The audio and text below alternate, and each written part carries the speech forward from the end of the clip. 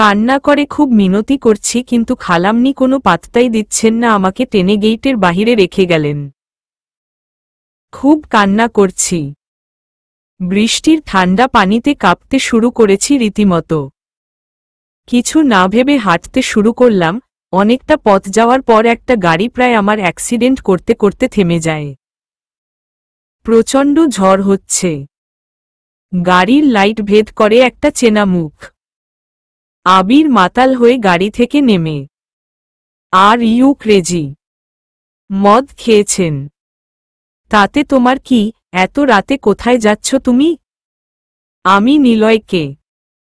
নিলয়? নিলয় কে হয় তোমার? ওহুমম, new customer তাই না? আমার হাতটা শক্ত করে চেপে ধরে। একদম চুপ। নিলয়কে নিয়ে আর একটা বাজে কথা বলবেন না। আমার হাত ছাড়ুন। কেন ছাড়ব? নিলয়কে পেয়ে আমাকে দূরে সরিয়ে দিচ্ছ? ও কি আমার থেকে বেশি আদর করে বল? উফ অফ, আপনি এত নোংরা কেন? কেন আমার সাথেই আপনাকে এসব বলতে হবে? প্রমিস ওর থেকে বেশি টাকা পাবা ওকে।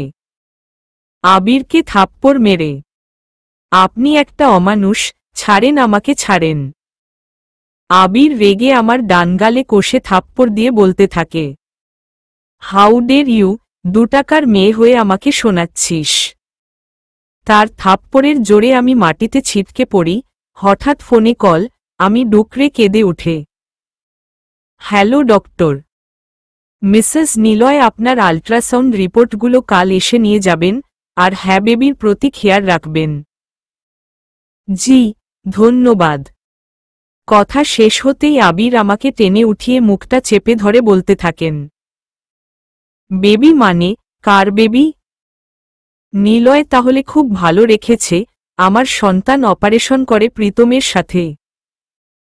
আমি আর নিতে পারছি না, প্লিজ চুপ করেন। তুমি করলে কিছু না, আর আমি বলবেই দোষ।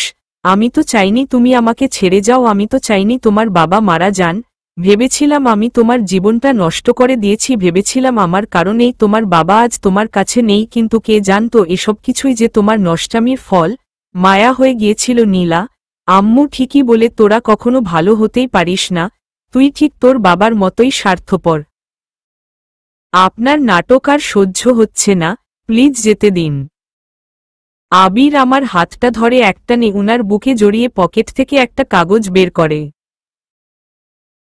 তোমার বাবার নামে এতিমখানা করার সিদ্ধান্ত নিয়েছি, আগামীকাল থেকে কাজ শুরু হবে। জানি ক্ষমা পাবো না, কিন্তু তবুও বলবো আই এম সরি সবকিছুর জন্য। অন্য কারো পাশে তোমাকে মেনে নিতে পারি না। তারপর তুমি যখন আমার দেয়া শাড়ি পরে নিলয়ের সাথে ঘুরতে গেলে খুব খারাপ লাগছিল। নীলা, আই এম সরি, আমাকে ক্ষমা করো প্লিজ। কথাগুলো বলে আস্তে আস্তে আবির আমার খুব কাছে চলে আসছিলেন। ভালোবাসি নীলা, নিলয়ের সাথে যেও না। এমন সময় নিলয় এসে আবিরকে ধাক্কা দিয়ে মাটিতে ফেলে দেয়। ছাড় নীলাকে। আপনি এখানে? নিপা আমাকে কল দিয়ে জানিয়েছে তুমি নাকি বাড়ি থেকে চলে এসেছো, তাই। আবির কোনো রিয়েক্ট না করে আমাকে বলতে লাগে, ভালো থেকো, নিলয়ের বেবির কেয়ার নিও। নিলয় আবিরকে মারতে থাকলে এক পর্যায়ে আবির রক্তাক্ত হয়ে যায়। নিলয়কে খুব রিকোয়েস্ট করছি উনাকে ছেড়ে দিতে, কিন্তু নিলয় কথাই শুনছেন না। আবির মাতাল হয়ে আছেন। উনি আমার কোনো ক্ষতি করেননি, প্লিজ আর মারবেন না। নিলয় রেগে আমাকে গাড়িতে উঠিয়ে বলতে লাগলেন, আবিরটাকে মেরে ফেলব। নীলা, কোনোদিন তোমাকে একা ছেড়ে দিব না, ভালোবাসি তোমাকে। দাদিমা বাবাই তোমাকে দেখলে অনেক খুশি হবে। উনি আমার ফোনটা জানালা দিয়ে ফেলে, আজ থেকে তোমার নতুন জীবন শুরু, ওকে চিন্তা করো না, নতুন কিনে দিব। মুচকি হেসে আমি মুখ চেপে কান্না করছি। বুঝতে পারছিলাম না কি হচ্ছিল আমার সাথে। অনেকটা দূর, ঘণ্টাখানেক পর একটা বিশাল বাড়ি। অবাক হচ্ছি, এত বড় একটা বাড়িতে মাত্র 2টি লাইট। সবকিছু প্রায় অন্ধকার, দেখতে ভুতুড়ে। নিলয় এখানে থাকে ভাবতেও ভয় লাগছে। আপনার পরিবার কোথায়? কিসের পরিবার? মানে? নিলয় সোফায় বসে ড্রিঙ্ক করতে করতে ফোনে কথা বলতে থাকেন। হুমম এনেছি সাথেই আছে, না সপ্তাহখানেক অপেক্ষা করতে হবে, প্রেগন্যান্ট অপারেশন করতে হবে তারপর ডেলিভারি। আমি হা করে তার কথাগুলো শুনছিলাম। কি উনি? নিলয়ের কথা বলা শেষ হলে আমি চোখের পানি ফেলে তাকে জিজ্ঞাসা করে বলি, এসব কি নিলয়, আপনি এভাবে কাকে কি বলছেন? নিলয় আমাকে শক্ত করে চেপে ধরে। হা হা হা, এখনো বুঝতে পারোনি? না, আমার সব গুলিয়ে যাচ্ছে দাদিমা, আপনার পরিবার ওরা সবাই কোথায়? এখানে কেউ নেই, তুমি এখন আমার কারাগারে বন্দি মিশনীলা। কথামতো চললে কোনো ক্ষতি করব না, আর যদি বাড়াবাড়ি করেছ তাহলে। আমার হাত পা কাঁপছে। তার চোখের ভেতরের এক হিংস্র থাবা আর আচরণ বলে দিচ্ছে আমার সব প্রশ্নের উত্তর। আমি তাকে ধাক্কা দিয়ে দৌড়ে গিয়ে দরজা খুলতে লাগলাম। পেছনে থেকে নিলয় আমাকে সরিয়ে গালে থাপ্পড় দিয়ে বাধা দিতে থাকেন। আমি টেবিলের উপর ছিটকে পড়ি। নাক দিয়ে রক্ত ঝরছে। এক পর্যায়ে তার সাথে হাতাহাতি শুরু করলে নিলয় আমার হাতে একটা ইঞ্জেকশন পুশ করেন আর আমি সাথে সাথে জ্ঞান হয়ে ফেলি। আস্তে আস্তে চোখগুলো খোলা মাত্রই সামনে ঝাপসা কিছু দেখতে পেলাম। জানালার ফটো ভেদ করে আলো এসে চোখে পড়ছে। দিনের আগমন বুঝতে পারলাম। মাথাটা ঝিম ধরে আছে। কোনোভাবে উঠে দাঁড়িয়ে কালকের কথাগুলো চিন্তা করতে লাগলাম। খুব কান্না পাচ্ছে। ভয়ঙ্কর পরিবেশে সাহায্যের জন্য আর্তনাদ করছি আর এখান থেকে বেরিয়ে যাওয়া পথ খুঁজছি। কিন্তু না, কেউ আমার কথায় সাড়া দিল না। কেটে গেল 2টি দিন। নিলয় সন্ধ্যায় এসে আমাকে খুব জোরাজুরি করে একটা করে ইঞ্জেকশন দিয়ে যান। দুপুর পেরিয়ে বিকেল। খুব খিদে পেয়েছে। 2 দিন কিছুই খাইনি। টেবিলে থাকা পচা রুটিটা কামড়ে খেতে লাগলাম। আমার বেবির জন্য অন্তত আমাকে বেঁচে থাকতে হবে। শুয়ে আছি। ভাবলাম ঘরটির তল্লাশি নিলে কেমন হয়। যেই ভাবনা সেই কাজ। প্রত্যেকটা রুম খুব ভালো করে চেক করতে লাগলাম। সিঁড়ি বেয়ে সবচেয়ে বড় রুমটায় ঢুকে আমি চিৎকার করে উঠলাম। রুমটার সব জায়গায় রক্ত মেখে আছে। এখানে কোনো মেয়ে থাকতো হয়তো, কিন্তু ঝুলন্ত ছবিটার দিকে তাকিয়ে আমার ধারণা বদলে যায়। কারো বিয়ের পিক মনে হচ্ছে। আমি মুখ চেপে কান্না করতে করতে ভয়ে আলতো পায়ে পিকটার কাছে গিয়ে অবাক হয়ে যাই। নিলয় আর একটা মেয়ের ওয়েডিং পিক। রুমটার সব ফার্নিচার খালি ছিল, তাই চলেই যাচ্ছিলাম, হঠাৎ আমার ড্রেসিং টেবিলটার দিকে নজর যায়। টেবিলটার উপরে একটা রক্ত মাখা খবরের কাগজ রাখা। পিকচারের সেম মেয়েটা সাংবাদিকের রূপে খবরের কাগজে। আমি নিউটা বেশ মন দিয়ে পড়তে থাকি। রিপোর্টার ওয়ালিফা। তার আর্টিকেলটা ছিল নারী পাচার ও শিশু পাচার প্রতিবাদে। আমার হাত থেকে খবরের কাগজটা পড়ে যায়। বুঝতে আর বাকি থাকে না ওয়ালিফা আসলে কে আর তার সাথে কি ঘটেছে। চোখ বেয়ে পানি পড়ছে আমার। এসব খুঁজতে খুঁজতে কখন যে সন্ধ্যা হয়ে গিয়েছে টেরও পাইনি। নিলয় এসে আমাকে না পেয়ে খুব জোরে জোরে ডাকছেন। নীলা, কোথায় গিয়েছিস? লুকিয়ে থেকে কোনো লাভ নেই, দেখ, আমাকে রাগাবি না। আমি খবরের কাগজটা হাতে নিয়ে কান্না করতে করতে বলতে লাগলাম, ওয়ালিফাকে তুই মেরেছিস না? বিয়ে করেছিলি না ওকে? আরে তোর বউ ছিল ও, কেন মারলি বল, জানোয়ার বল। কি করব, আমাকে ফাঁসাতে চেয়েছিল। কতবার বললাম এসব থেকে দূরে থাকো, কিন্তু না, আমার বিরুদ্ধে কথা বলবেই শালি, তাই মেরে দিয়েছিস। বেশি কথা বললে তোকেও শেষ করে দিব। কথাটা শোনা মাত্রই আমি দৌড়ে সেখান থেকে পালাতে চাইলে নিলয় কাঠ দিয়ে আমার মাথায় আঘাত করে। আমি মাটিতে লুটিয়ে পড়ি, তারপর সে আমাকে ইঞ্জেকশন দিয়ে ফোনে বলতে থাকেন, এখান থেকে সরিয়ে নিতে হবে, ওয়ালিফার ব্যাপারটাও জেনে গেছে, ইয়ার তাড়াতাড়ি ম্যানেজ কর প্লিজ, আমার আর ভালো লাগছে না। চোখ দুটো খুলে নিজেকে হসপিটালে আবিষ্কার করলাম। মাথায় ব্যান্ডেজ, গায়ে পেশেন্টেদের নীল পোশাক। আমি উঠে বসে চারদিকটা ভালো করে দেখতে লাগলাম। জানি পালাতে পারবো না, নিলয়ের লোক আমাকে চোখে চোখে রাখছে। খুব চেনা চেনা লাগছে হসপিটালটা। তারপর মনে পড়ল, এই হসপিটালেই তো নিলয়ের দাদিমা অ্যাডমিটেড ছিলেন, 101 নং কেবিনে। দাদিমা নিশ্চয় আমাকে সাহায্য করতে পারবেন। সেই আশায় জলদি করে উঠে 101 নং কেবিন খুঁজতে লাগলাম। 101 নং কেবিন পেয়েও গেলাম। দরজা খুলতেই আমি স্তব্ধ হয়ে গেছি। রুমটা সম্পূর্ণ খালি। আমি ঘেমে যাচ্ছি। একজন নার্সকে জিজ্ঞাসা করলে সে বলে, আপনি এখানে কেন? এই রুমটায় আমরা কোনো পেশেন্ট রাখি না, চলুন এখান থেকে। কি বলছেন? আমি গত শুক্রবারে এখানে একজন আইসিইউ এর পেশেন্টের সাথে দেখা করে গেলাম, বৃদ্ধ মহিলা। আপনার মাথা ঠিক আছে তো? আমি কোনোদিন এই রুমে কোনো রোগীকে দেখিনি, আর শুক্রবারে তো আমাদের ডিউটি নেই, তাহলে আপনি কিভাবে? দেখুন এখান থেকে চলুন, এখানে না কেউ ছিল না কেউ আছে।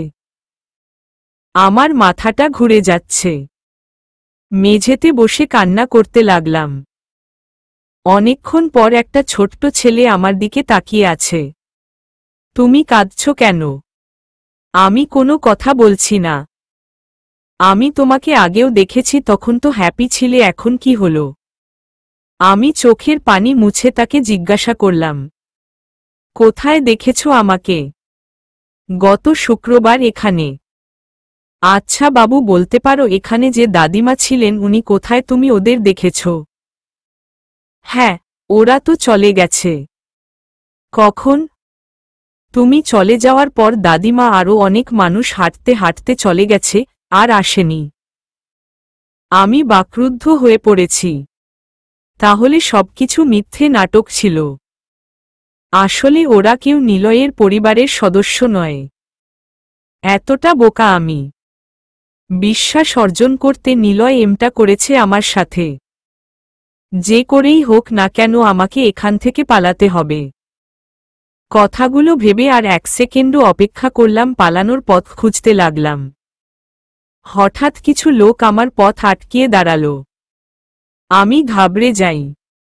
পেছনে থেকে নিলয় বলতে থাকেন, এখনো বুঝতে পারোনি? তুমি আমার হাত থেকে বাঁচতে পারবে না। আমি করুণ দৃষ্টিতে তাকিয়ে উনাকে ইশারায় মিনতি করলাম আমাকে যেতে দিতে, কিন্তু নিষ্ঠুর জানোয়ারটা আমাকে জোর করে গাড়িতে তুলে নিল। রাস্তায় ডক্টর কাকুর সাথে দেখা। জলদি করে আমার পাশে থাকা দুটো লোক আমার মুখ চেপে ধরে যেন চিৎকার চেঁচামেচি করতে না পারি। এই দাঁড়াও দাঁড়াও, তুমি নিলয় না? নিলয় আমতা আমতা করতে করতে, হ্যাঁ তাড়াতাড়ি বলুন কি বলবেন। তোমার স্ত্রীর রিপোর্টগুলো নিয়ে যেও, ঠিক আছে? ওগুলো আপনি রেখে দিন। কিছু বললে বাবা? না কিছু না, নিয়ে যাব। তা তোমার স্ত্রীর শরীর ভালো তো? ঔষধগুলো খাচ্ছে তো ঠিকভাবে? হ্যাঁ একদম। আজকে আসি তাহলে? হ্যাঁ যাও। মাঝপথে গাড়িটা বন্ধ হয়ে যায়। নিলয় বাহিরে এসে বিরক্তির ভাব নিয়ে গাড়ি ঠিক করতে লাগে। আবির তার গাড়ি থেকে নিলয়কে দেখে কার ব্যাক করে। চোখ থেকে চশমাটা খুলে গাড়ি থেকে নেমে নিলয়কে জিজ্ঞাসা করে বলেন, নিলয় এনি প্রবলেম? কোথায় যাচ্ছ? হুমম, গাড়িটার যে কি হলো? কেমন আছো? নীলা কেমন আছে? খুব ভালো, ইনফেক্ট আমার বউটা তো সেই কখন থেকে কল করেই যাচ্ছে, আজ নাকি আমার পছন্দের খাবার রান্না করেছে। বউ? তোমরা বিয়ে করেছ? হ্যাঁ সরি, দাওয়াত দিতে পারিনি, আসলে হুট করে হয়ে গেল তো তাই। ও নেভার মাইন্ড, ভালো থেকো। আমার মুখ বাধা থাকায় আমি খুব জোরে জোরে চিৎকার করছি, কিন্তু আবির কিছুই শুনতে পাচ্ছেন না। হাত দুটোও বেঁধে রেখেছে নিলয়ে। আবির চলেই যাচ্ছিলেন, হঠাৎ আবার পিছ মোড়ে বলতে লাগলেন, আগামী মাসে তরির সাথে আমার ওয়েডিং, আশা করছি তুমি আর নীলা আসবে। হ্যাঁ হ্যাঁ অবশ্যই যাব। ওকে। কথাটা শোনার পর আমি আস্তে করে নেতিয়ে পড়লাম। যাক, আমি দূরে থাকায় কারো তো ভালো হলো। আমি আর নাইবা গেলাম উনার দুনিয়ায়। ভুতুড়ে বাড়িটাই এনে নিলয় আমাকে ইচ্ছেমতো মারতে থাকে। কাল সকালেই নাকি আমাকে এই দেশ থেকে ট্রান্সফার করে দিবেন। রাতের অন্ধকারে রক্তাক্ত শরীর নিয়ে শুয়ে আছি। কাল সব শেষ হয়ে যাবে। ওয়ালিফার চিঠিগুলো পড়তে খুব ইচ্ছে করছে, তাই চলে গেলাম ওই ঘরটায়। হাতে নিলাম কিছু চিঠি আর মনোযোগ দিয়ে পড়তে লাগলাম। রাত 12টা। চিঠি পড়তে পড়তে আমি স্তব্ধ হয়ে গেলাম। চিঠিতে ওয়ালিফা তার কলিগকে এই বাড়ির দ্বিতীয় দরজার কথা বলেছিল, আর তাতে সব ডিরেকশনও দেয়া আছে। বিশ্বাস করতে পারছি না আমি এখান থেকে মুক্ত হতে পারি। আর দেরি না করে সেই ডিরেকশন অনুযায়ী হাঁটতে লাগলাম। অনেক ময়লা জমে আছে রাস্তাগুলোতে। হাঁটতে হাঁটতে আমি ফাইনালি মুক্ত হলাম। অন্ধকার চারদিক, কিন্তু ভয় থেকে বেশি খুশি লাগছিল। দৌড়ে মেইন রোড থেকে একটা ট্যাক্সি নিয়ে সোজা পুলিশ স্টেশন চলে যাই। নিলয়ের সব অপকর্মের বিষয়ে তাদের জানিয়ে দিলে উনারা সাথে সাথে অ্যাকশন নিয়ে আমার কথা মতো নিলয়ের ছেলেপুলেগুলোকে ধরে আনেন এবং খুব তাড়াতাড়ি নিলয়কে অ্যারেস্ট করবেন বলে জানান। সব ফর্মালিটিস শেষ করতে গভীর রাত হয়ে যায়। কোথাও যাওয়ার জায়গা নেই। রাস্তায় হাঁটতে হাঁটতে হঠাৎ মাথাটা চক্কর কাটতে শুরু করলে রেস্তোরাঁর কাছে এক জাটকায় আমি বসে পড়ি। কিছুক্ষণ পর একটি ছেলে বাইক থেকে নেমে ফোনে কথা বলতে বলতে রেস্তোরাঁর ঢুকে যান। ফিরে আমার সামনে এক প্যাকেট খাবার রেখে দিয়ে চলে যাচ্ছিলেন। আমি ছেলেটার দিকে তাকিয়ে আছি। বেশ লম্বা, কাঁধে কলেজ ব্যাগ, কালো টি-শার্টের উপর লাল শার্ট পরে আছেন। চেহারা ভালো করে দেখতে পারছি না। সে আমার অবস্থা দেখে বলতে থাকে, আপনি ঠিক আছেন? আমি কিছু বলতে পারছি না। ছেলেটা আমাকে সাহায্য করবে বলে হাত বাড়াচ্ছে, ইতস্তত করে আবার হাতটা সরিয়ে নিচ্ছে। তারপর পথের একজন মহিলার সাহায্য নিয়ে আমার মুখে পানির ছিটকে দিতে থাকেন। কিছুটা স্বাভাবিক হলে উনি বলতে থাকেন, এখন তো কোনো ডক্টর পাবো না, আমার বাড়ি কাছেই আমার বাবা ডক্টর, আপনি আমার সাথে চলুন। পরক্ষণেই আমার নিলয়ের কথা মনে পড়ে গেল। আমি তাকে বাধা দিচ্ছি, তখনই আবার অজ্ঞান হয়ে যাই। চোখগুলো খুলে ডক্টর কাকুকে দেখতে পাই। ছেলেটা দরজায় দাঁড়িয়ে থেকে আমার দিকে তাকিয়ে আছে। সিয়াম তোমাকে এখানে এনে খুব ভালো করেছে, এখন কেমন আছো? হ্যাঁ ভালো কাকু। আমি উঠে বসতে চাইলে পাশ থেকে একজন মহিলা এসে আমাকে থামিয়ে দেয়। শুয়ে থাক মা, তোমার বিশ্রামের প্রয়োজন। আমি। ডক্টর কাকু বলেন, সব কথা সকালে হবে, তুমি এখন ঘুমাও। না মানে কাকু, ঘুমুতে বলেছি। না আমি। কোনো কথা না। আন্টি আমি কিছু খাবো, আমার খিদে পেয়েছে। মহিলা ডক্টর কাকুর দিকে ভেবাচেকা খেয়ে তাকিয়ে আছে। পরিবেশটা খুব সুন্দর। কোনো হইচই নেই। মহিলা ডক্টর কাকুর দিকে ভেবাচেকা খেয়ে তাকিয়ে আছে। পরিবেশটা খুব সুন্দর। কোনো হইচই নেই। সকালে ডক্টর কাকুর কাছে নিলয়ের সব অপরাধের কথা খুলে বললাম। কিভাবে আমি আবিরের বাড়িতে এসেছি, নিলয়ের সাথে পরিচয়, সবকিছু বলতে গিয়ে অনেকবার থেমে গিয়েছি, চোখের পানি মুছেছি। কাকু বললেন আবিরের মতো ছেলেদের নাকি পুলিশে দেয়া উচিত। পাশে থাকা ভদ্র মহিলা শাড়ির আঁচলে চোখ মুছে আমাকে সান্ত্বনা দিতে লাগলেন। আর উনাদের বাড়িতে এসেছি বলে উনি খুব খুশি হয়েছেন। ডক্টর কাকু বললেন উনি নাকি আমার বাবার ক্লাসমেট ছিলেন। বাবা নাকি খুব ভালো স্টুডেন্ট ছিলেন, সামান্য বদমেজাজি, কিন্তু পরীক্ষার হলে সবাইকে হেল্প করতেন। কাকু বাবার মৃত্যুর কথা শুনে খুব দুঃখ প্রকাশ করেছেন। উনি ভাবতেও পারেননি কোনোদিন আমার সাথে উনি দেখা করতে পারবেন। যেহেতু আমার যাওয়ার কোনো জায়গা নেই, তাই উনারা সবাই চাচ্ছেন আমি যেন ওনাদের সাথে এক বাড়িতে থেকে যাই। আমি ইতস্তত করে বললাম, তা কি করে হয়?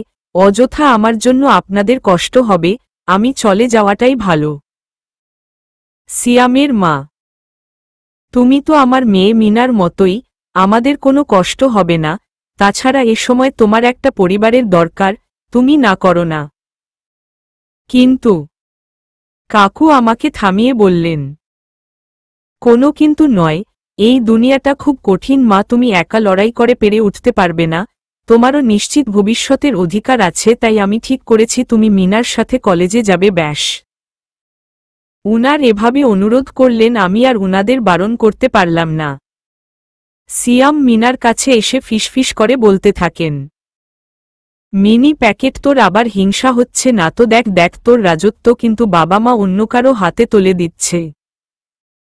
মিনা সিয়ামের কান টেনে বলে, তোকে আমার কথা ভাবতে হবে না, তোর রাজত্ব গেল বুঝেছিস, আমি তো একটা বেস্ট ফ্রেন্ড পেয়েছি, তাই না আপু? দৌড়ে এসে আমাকে জড়িয়ে। এখন আমিও এ বাড়ির একজন মেম্বার, মাথার উপর একটা ছাদ খুঁজে পেয়েছি বটে, মাঝে মাঝে বাবার কবর জিয়ারত করে আসি। সিয়াম আমাকে নিয়ে যায়। ছেলেটা সম্পূর্ণ আলাদা, একদম অন্যরকম, খুব স্টাইলিশ, কিন্তু সময়মত নামাজ আদায় করেন, মানুষের বিপদে এগিয়ে আসেন, মেয়েদের থেকে সবসময় যথারীতি দূরত্ব বজায় রাখেন। দিন যেতে লাগলো, আমরা অন্য শহরে চলে যাই। সেখানে ডক্টর কাকুর নতুন চেম্বার। পরিবারটা মধ্যবিত্ত হলেও খুব সুখী। আমি হাজার খুশি ওদের সাথে আমার দেখা হয়েছে বলে। চা হাতে ছাদে দাঁড়িয়ে আছি, সিয়াম কানের কাছে এসে এক বিকট শব্দ করলে আমি ভয়ে ছাদ থেকে প্রায় পড়েই যাচ্ছিলাম, কিন্তু উনি আমার হাতটা ধরে ফেলেন। ভয় পাইয়ে দিয়েছেন একদম। আপনি এমন করলেন কেন? Sorry sorry. হুমম। আমার দিকে কাঠগোলাপ এগিয়ে দিয়ে, আপনার জন্য। ওয়াও, আপনি কিভাবে জানলেন আমার কাঠগোলাপ পছন্দ? আমার ভালো লাগে তাই ভাবলাম আপনারও। আপনার পছন্দ তাই আমারও পছন্দ হবে, এমনটা কেন ভাবলেন? সিয়াম আমার দিকে কিছুক্ষণ তাকিয়ে থেকে চলে গেল, পেছনে থেকে মিনা এসে আমাকে আলতো ধাক্কা দিয়ে বলে, ভাইয়া কিন্তু আজ পর্যন্ত আমার জন্য গাছের পাতাও আনে নাই। তাহলে তুমি রেখে দাও। না ভাবি, তুমিই রাখো। কি? অপস সরি, হা হা হা। খুব হ্যাপি ছিলাম, কিন্তু এই সুখ আমার কপালে বেশি দিন সইল না। একদিন আন্টি বাজার থেকে এসে বিরক্তির লুক নিয়ে সোফায় বসে বলতে লাগলেন, সব আত্মীয় স্বজনদের মুখে শুধু একটাই কথা, আমার বাড়িতে মেয়েটিকে। কি তার পরিচয়? কেউ কেউ তো বলছে আমার ছেলেকে নিয়ে বাজে কথা বলার সাহস পায় কোথায়। উফ, কিছুই ভাবতে পারছি না। মিনার সাথে বসে লুডু খেলছিলাম, কিন্তু আন্টির চেঁচামেচি উঠে আসি। কি হয়েছে আন্টি? না না, কিছু না তো, দেখ তোর পছন্দের মাছ এনেছি, চল আমাকে সাহায্য করবি, অনেক কাজ। হুমম। রাতে শুয়ে আছি, আন্টির কথাগুলো ভাবছি, সেই আবারও আমার জন্য একটা সুখী সংসারে আগুন লাগছে। উনারা ভালো মানুষ, তাই আমাকে কিছু বলছেন না। আচ্ছা, আমি এত অপয়া কেন? এখানে আর থাকতে পারবো না, আমি চলে যাব। এতেই সমার ভালো। সকালে এ বিষয়ে কাকু জানালে উনি খুব রেগে যান। অসম্ভব, তুই আমার মেয়ে, এই ঘরের একজন, তোর কাছ থেকে এটা আশা করিনি মা। কিন্তু কাকু, আমি এখানে থাকলে আপনারা অনেক প্রবলেমে পড়ে যাবেন, অনেকে অনেক কথা শোনাবে, আমি এটা সহ্য করতে পারবো না। তাই মানুষের কাজে কথা বলা, তাই বলে কি আমরা থেমে যাব?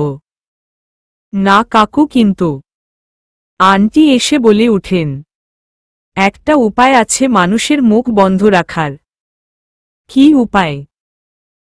যদি নীলাকে আমি আমার পুত্রবধূর স্বীকৃতি দেই, নীলার মধ্যে সেই সব গুণ আমি পেয়েছি যা আমার বৌমার হবে বলে আশা করেছিলাম। নীলা, তুই আর না করিস না। তা বেশ, তো আজকেই হয়ে যাক তাহলে, কি বলিস নীলা মা? পাশ থেকে মিনা বলতে লাগল, কিন্তু বাবা ভাইয়া কি মেনে নিবে? না মানে নীলার আপুর প্রেগন্যান্সি। আন্টি নীলাকে থামিয়ে দিয়ে, তুই চুপ কর। আমি সিয়ামের চোখে নীলার জন্য গভীর অনুভূতি দেখেছি। কয়েক মাস পরে নাতি নাতনির মুখ দেখতে পারবো, এর থেকে খুশির আর কিছু হয় নাকি? কি বল তুমি? হ্যাঁ গো, তাই ভালো হবে। সবকিছুই স্বপ্নের মতো লাগছে। আমি নিচের দিকে তাকিয়ে চোখের পানি ফেলতে লাগলে আন্টি এসে আমার সামনে হাত জোর করে করুণ কণ্ঠে বলতে লাগলেন, দেখ সবাই কত খুশি, প্লিজ রাজি হয়ে যা। মনের মধ্যে ভয় কাজ করতে লাগল, সবাই আবার আমাকে বোকা বানাচ্ছেন না তো? নিলয়ের পর কাউকে বিশ্বাস করতে খুব কষ্ট হয় আমার। সিয়াম নিঃসন্দেহে ভালো ছেলে, তাই বলে অন্তত বাচ্চাটার কথা ভেবে হ্যাঁ বলে দে, এতেই সবার ভালো হবে দেখিস। চিন্তায় পড়ে গেছি। জানি না কি হবে, কিন্তু এই মানুষগুলোকে আমি কিছুতেই কষ্ট দিতে পারবো না। 8 বছর পেরিয়ে গেল, সাথে জীবন ধারণটাও অনেকটা বদলে গেছে। আমার মেয়েই আমার সব। টুসিকে ছাড়া আমরা কিছুই ভাবতে পারি না, ও আমাদের জীবন। বলে রাখা ভালো, আমার ননদিনী মিনা তার বরের সাথে অস্ট্রেলিয়াতে সেটেল। আমার শ্বশুর বাবা আর শাশুড়ি মায়ের মৃত্যুর পর সিয়াম আর আমি নতুন শহরে চলে আসি। সেখানেই শুরু হয় আমার আর সিয়ামের ছোট সংসার। বর্তমানে সিয়াম একজন সাকসেসফুল বিজনেসম্যান। টাকা পয়সা ভালোবাসার কোনো কিছুর কমতি নেই আমাদের। সিয়ামের রাজকুমারী টুসি, বয়স 8। অফিস থেকে ফেরার সময় সিয়ামের টুসির জন্য কিছু না কিছু আনতেই হয়, তা না হলে সিয়ামকে কানে ধরে বাহিরে দাঁড়িয়ে রাখে সে। খুব হাসি পায় বাবা মেয়ের কাণ্ড দেখে। ভালোবাসা কি তা উনার সাথে দেখা না হলে বুঝতেই পারতাম না। প্রতি রাতে আমার দিকে তাকিয়ে ভালোবাসি না বললে নাকি উনার ঘুম হয় না। ছুটির দিনে 3 জন একসাথে ঘুরতে যাওয়া, খেলাধুলা করা, সবকিছু মিলে খুব সুখে আছি আমরা। এমনই একদিন টুসিকে স্কুল থেকে নিয়ে আসছি। টুসি তার বাপ্পির জন্য একটা কার্ড বানিয়েছে, আজ নাকি বাবা দিবস, তাই সে এটা দিয়ে তার বাপ্পিকে উইশ করবে। দুজন গাড়িতে উঠব, ঠিক সেই মুহূর্তে একজন লোক পেছনে থেকে আমার নাম ধরে ডেকে উঠে, নীলা। আমি পেছনের দিকে তাকিয়ে কিঞ্চিত ভয় পেলাম। লম্বা চুল গাঢ় পর্যন্ত, দাড়ির বারে চেহারা নির্ণয় করা যাচ্ছে না, শরীর চাদর দিয়ে ঢাকা। সে ইশারায় কাছে যেতে বলে আমি আস্তে করে বলে উঠলাম, কে? সরি, চিনতে পারছি না। সে আমার দিকে একদৃষ্টিতে তাকিয়ে আছে, ভাবলাম ভিখারি হয়তো। সাহায্য প্রয়োজন? কিছু খাবেন? আমার সন্তান কোথায়? তুমি অপারেশন করনি তাই না? আমার উপর যেন আকাশটা ভেঙে পড়ল, বুকের ভেতরটা মুচড়ে উঠল। চোখ দুটো খুব চেনা। আমি কাঁপা কাঁপা কণ্ঠে বললাম, আ আ আবির। আবির আমার দিকে তাকিয়ে রীতিমতো কাঁদছে। আমি তাড়াতাড়ি করে টুসিকে নিয়ে দৌড়ে চলে এলাম। পেছনে থেকে আবির চেঁচিয়ে বারে বারে একটা কথায় বলল, আমার সাথে শুধু একবার কথা বল, প্লিজ, শুধু একবার। গাড়িতে বসে টুসি আমাকে জিজ্ঞাসা করতে লাগল, পাগলটা কে মামনি? কেউ না বাবা, মাথায় হাত বুলিয়ে। বাসায় এসে কান্না করতে লাগলাম। আমার সাজানো সংসার বুঝি এবার ধ্বংস হয়ে যাবে, খুব ভয় লাগছিল। আবির কি আমার মেয়েকে আমার কাছ থেকে কেড়ে নিবে? উনি সব করতে পারেন। আমি এখন কি করি? রাতে অন্যমনস্ক হয়ে থাকলে সিয়াম আমাকে জিজ্ঞাসা করতে থাকেন, আমি কিছু না বলে চুপ করে থাকি। কয়েকদিন পর আবির তখন অফিসে শুয়ে আছি, হঠাৎ ছকিনা এসে বলে আমার সাথে নাকি একজন দেখা করতে এসেছে। নিচে এসে দেখি আবির। মেজাজটা খারাপ হয়ে গেল। সোফায় বসে আছেন। আমাকে দেখে উঠে দাঁড়ালেন। আমি দৌড়ে গিয়ে উনাকে বেরিয়ে যাওয়ার জন্য দরজাটা দেখিয়ে দিলাম। নীলা, আমার সাথে একবার কথা বল প্লিজ, আমি একবার আমার সন্তানকে দেখব, আর কিচ্ছু না। আমি আপনাকে চিনি না, বেরিয়ে যান, আমাকে পুলিশ ডাকতে বাধ্য করবেন না। গেইটের দারোয়ান এসে আবিরকে বের করে দিল। আমি স্তব্ধ হয়ে পড়েছি। এত বছর পরে কেন ফিরেছেন উনি? কি চান আমার কাছে? বাহিরে বের হতে পারছি না, উনার জন্য যেখানেই দেখা হয় উনার একটি কথা শোনার অনুরোধ রয়েই যায়। রাতে ঘুমিয়ে আছি, হঠাৎ ফোনে কল আসে। আমি ঘুম ঘুম কণ্ঠে, হ্যালো নীলা, প্লিজ দয়া করেন আমাকে আর কল দিবেন না, আমি আপনাকে চিনি না।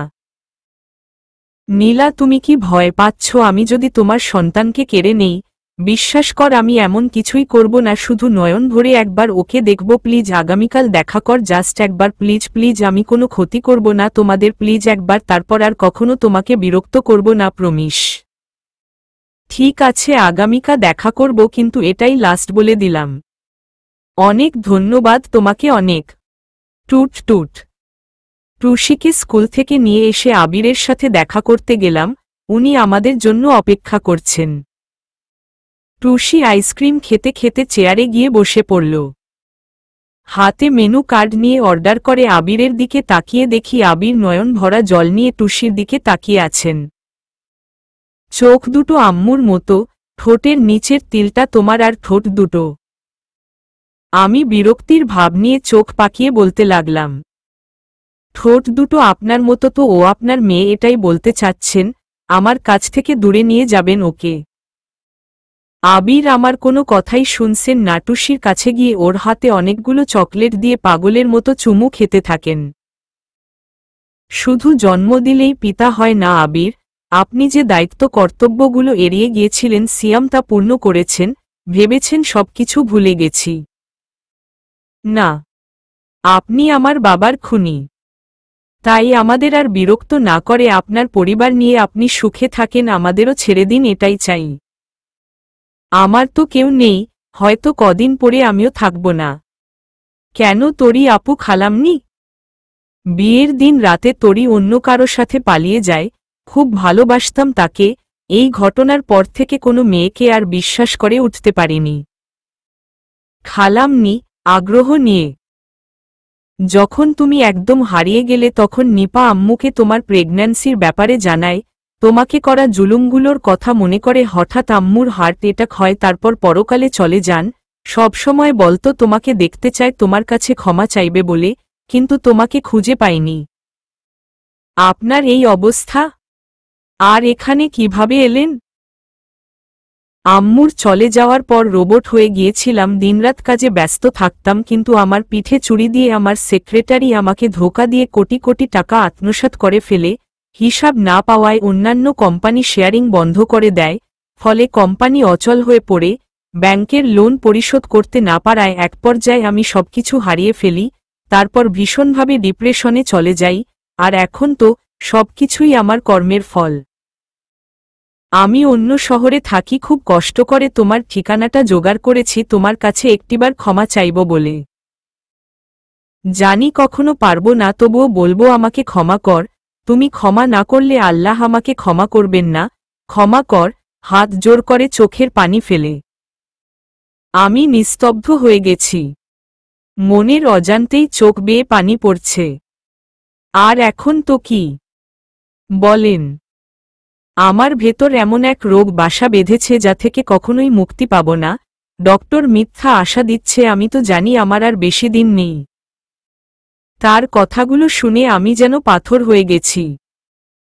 ওয়েটার বিল দিয়ে গেলে আবির এক নজর মানিব্যাগটার দিকে তাকিয়ে আমার কাছ থেকে চোখ লুকাতে শুরু করল, আমি কিছু না দেখার ভান করে বিলটা পে করে দেই। তারপর উনাকে 1 লাখ টাকার চেক দিলাম। উনি কিছুতেই নিতে চাচ্ছেন না, খুব জোর করেই দিলাম। উনি মৃদু হেসে চলে যাচ্ছেন, মনের মধ্যে অনেকগুলো কথা নাড়া দিতে লাগল।